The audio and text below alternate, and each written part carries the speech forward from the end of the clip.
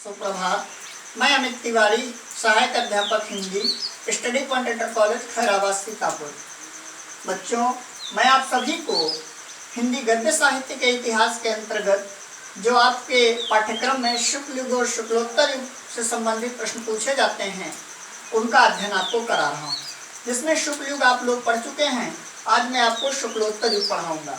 देखिए, शुक्लोत्तर युग से संबंधित जो महत्वपूर्ण प्रश्न हैं उनको मैंने यहाँ पे लिख दिया है और उनके उत्तर भी लिख दिए हैं, लेकिन आपको सिर्फ समझाना है।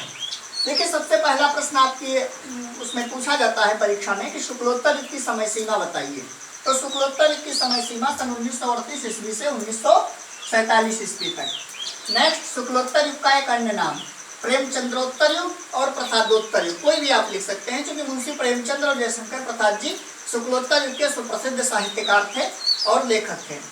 शुक्लोत्तर युग की दो प्रमुख पत्रिकाएं कादम्बिनी और धर्मयुग। धर्मयुग धर्मवीर भारती जी निकालते थे और कादम्बिनी राजेंद्र यादव जी की सुप्रसिद्ध पत्रिका थी।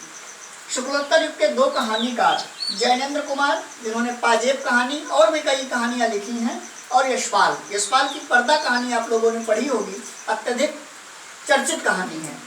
शुक्लोत्तर युग के दो उपन्यासकार यशपाल, जिन्होंने झूठा सच लिखा, और भगवती चरण वर्मा चित्रलेखा या टेढ़े मेढ़े रास्ते या भूले बिसरे चित्र। इन्होंने कई उपन्यास लिखे भगवती चरण वर्मा का, जिसमें चित्रलेखा उपन्यास इनका अत्यधिक महत्वपूर्ण उपन्यास माना जाता है। शुक्लोत्तर युग के दो जीवनी लेखक, जिसमें विष्णु प्रभाकर, जिन्होंने आवारा मसीहा जीवनी लिख करके साहित्य जगत में सुप्रसिद्धि प्राप्त की। आवारा मसीहा बंगाली लेखक शरदचंद्र चट्टोपाध्याय के जीवन पर आधारित थी, अर्थात आधारित थी। और रामविलास शर्मा, इन्होंने महाप्राण सूर्यकांत त्रिपाठी निराला की जीवनी 3 भागों में लिखी है, जिसका नाम है निराला की साहित्य साधना। उसके बाद में शुक्लोत्तर युग के दो नाटककार, जिसमें धर्मवीर भारती, जिनका अंधा युग जो कि गीति नाट्य है, और मोहन राकेश, ये भी नाटक के क्षेत्र में बहुत प्रसिद्ध माने जाते हैं। इनके नाटक अंधा युग इनके नाटक मोहन राकेश के आधे अधूरे, अंडे के छिलके और आखिरी चट्टान, ये बहुत ही महत्वपूर्ण नाटक है मोहन राकेश के। और एक सबसे महत्वपूर्ण नाटक है आषाढ़ का एक दिन।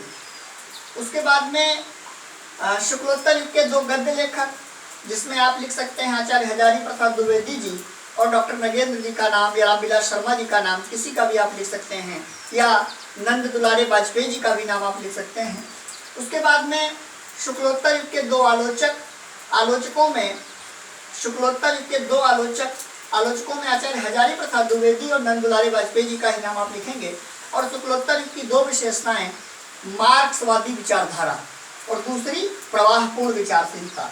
तो इस प्रकार से ये जो सारे प्रश्न हैं, इन सारे प्रश्नों को आपको याद करना है अच्छे से और अपनी नोटबुक पर नोट करना है। बच्चों, मैं समझता हूँ